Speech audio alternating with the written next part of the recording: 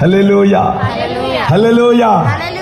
ఓట ఎద్దుకు రావాలంటే నీ జీవితంలో కొన్నిటిని విడిచిపెట్టాలి. మన పితరులు, దేవునికి మహిమ కలుగును గాక, హల్లెలూయా. మన పితరుల జీవితంలో విడిచిపెట్టినట్లుగా నీవును విడిచిపెట్టగలిగిన వానిగా ఉంటే ఏమి విడిచిపెట్టాలి? ఓట ఎద్దుకు రావాలంటే నీవు విడిచిపెట్టవలసినవి కొన్ని ఉన్నాయి. ఓట ఎద్దుకు రావాలంటే నీవు వదులుకోవలసినవి కొన్ని ఉన్నాయి. ఓట ఎద్దుకు రావాలంటే నీవు మరిచిపోవలసినవి కొన్ని ఉన్నాయి. ఓట ఎద్దుకు రావాలంటే కొన్నిటిని తెంచుకోవలసిన అవసరం ఉంది. ఆమేన్. దేవునికి మహిమ కలుగును గాక. గట్టిగా రెండు చేతులు ఎత్తి స్తోత్రం చేద్దాం. నా ప్రియమైన దేవుని బిడ్డలారా, పరిశుద్ధ గ్రంథములో మనం చూడగలిగితే అబ్రహాము హారాను విడిచి వచ్చాడు. స్తోత్రం చెప్పండి. అబ్రహాము హారాను విడిచి వచ్చాడు. దేవునికి మహిమ కలుగును గాక. హారానులో ఎవరున్నారయ్యా అంటే తన తండ్రి. స్తోత్రం చెప్పాలి. దేవునికి స్తోత్రం. తన అన్నదమ్ములు ఉన్నారు. దేవునికి మహిమ కలుగును గాక. ఆ తండ్రి ఎవరయ్యా అంటే వెనుక్కులాగేవాడు. ఆ తండ్రి ఎవరయ్యా అంటే దేవునికి మహిమ కలుగును గాక. ఇదిగో మన పరిస్థితులు ఏమిటి, మనం ఏ స్థితిలో నుండి వచ్చాం, మనం ఎక్కడి నుండి వచ్చాం, మన యొక్క అనుభవాలు ఏంటి, మనకున్న ఆచారములేంటి, మనకున్న పద్ధతులేంటి, ఇవన్నీ విడిచిపెట్టి నువ్వు ఎక్కడికి వెళుతున్నావు అంటున్నాడు అబ్రహామును. ఎక్కడికి వెళుతున్నావంటే ఇదిగో నన్ను పిలిచిన వాని యొద్దకు వెళుతున్నాను. ఇదిగో నేను నాకు చూపించిన దేశం యొద్దకు, ఓట యొద్దకు వెళుతున్నాను. దేవునికి మహిమ కలుగునుగా. ఈ రాత్రి ఆ ఓటయే నిన్ను పిలుస్తూ ఉన్నాడు. దేవునికి స్తోత్రం కలుగునుగా. ఓట అయ్యున్న యేసయ్య నిన్ను పిలుస్తూ ఉన్నాడు.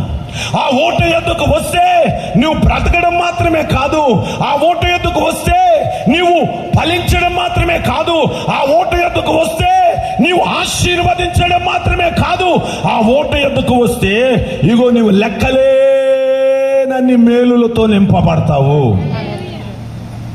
ఆమేన్. ఇప్పుడు చాలా హుషారుగా ఉన్నారుగా. ఆమేన్.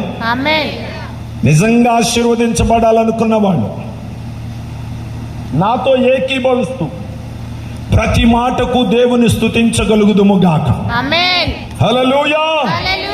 నా ప్రియమైన దేవుని బిడ్డలారా, హారాను విడిచి వచ్చిన తర్వాతనే అబ్రహాము ఆశీర్వదించబడ్డాడు. స్తోత్రం చెప్పండి.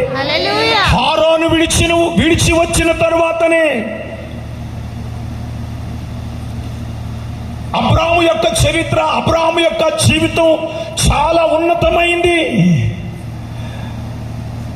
తన కుటుంబ నేపథ్యం చాలా ప్రత్యేకమైనది. దేవునికి మహిమ కలుగును గాక. వారికి ఉన్న పద్ధతులు, వారికి ఉన్న క్రమాలు ఇదిగో ఎంతో ఉన్నతముగా భావించేవాళ్ళు.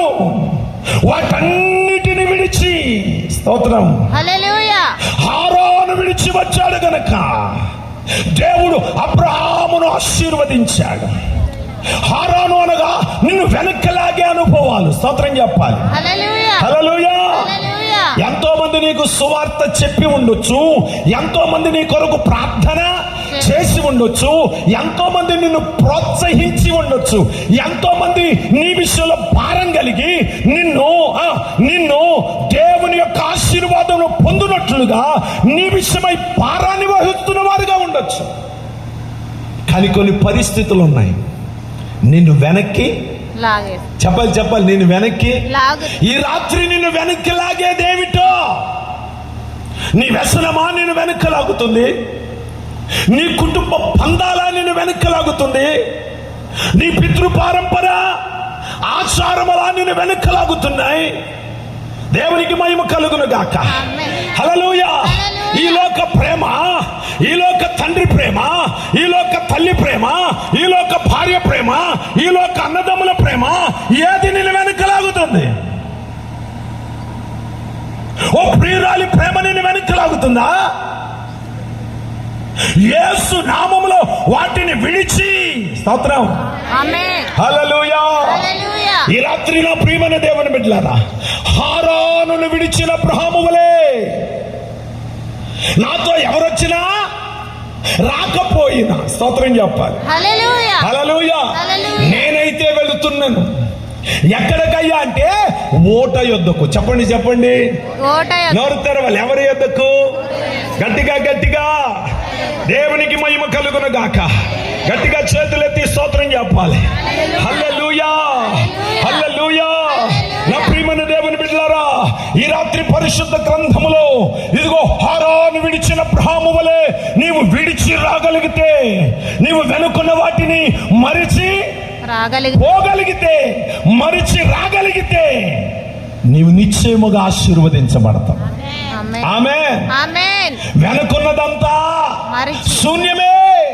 స్తోత్రం, హల్లెలూయా, హల్లెలూయా. హల్లెలూయా. ఒక తల్లి వెనక్కి చూసింది, దేవునికి స్తోత్రం కలుగునుగా. హల్లెలూయా. ఎంత చక్కగా చూసింది అనంటే, స్తోత్రం, ఆమేన్. ఆ సొదొమ గొమొర్రా ఆశలు ఇంకా ఆమెను విడవలేదు. లోతు కుమార్తెలు బయలుదేరారు గాని, భార్య కూడా బయలుదేరింది గాని, స్తోత్రం, హల్లెలూయా. ప్రభు చెప్పినట్లుగా ఇదిగో నేను మీకు చూపించే ఆ పర్వతం మీదకి వెళ్ళండి. మీరు వెనక్కి తిరగవద్దు, వెనక్కి చూడవద్దు. వెనక్కి చూసారా ఏం జరిగిద్దో కూడా ప్రభు చెప్పారు. స్తోత్రం, హల్లెలూయా. ఈనాడు నీ ఆశీర్వాదం మధ్యలో ఆగిపోవడానికి గల కారణం ఏంటో తెలుసునా?